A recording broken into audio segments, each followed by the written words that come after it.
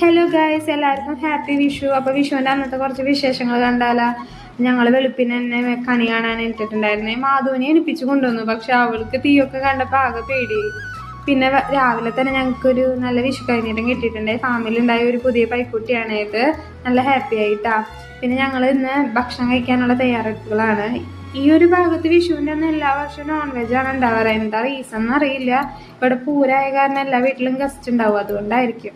അതുപോലെ ഇത് വിഷുക്കട്ടയാണ്. മധുരമുള്ളതും മധുരമില്ലാത്തതും ഉണ്ട്.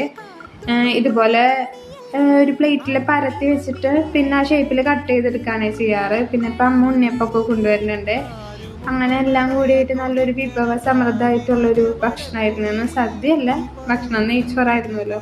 ഞങ്ങൾ ഹാപ്പിയായി. പിന്നെ ഇത് അമ്മ അപ്പുറത്തെ വീട്ടിലേക്ക് കൊടുക്കാനുള്ള പകർപ്പ് റെഡിയാക്കാണ്.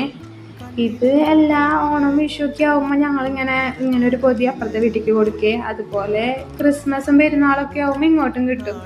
ഇതല്ലേ റിയൽ കേരള സ്റ്റോറി. എന്ത് രസാല്ലേ. അപ്പോൾ എല്ലാവർക്കും ഹാപ്പി വിഷു. എല്ലാവരും ലൈക്ക് ചെയ്യണേ, സബ്സ്ക്രൈബും ചെയ്യണേ.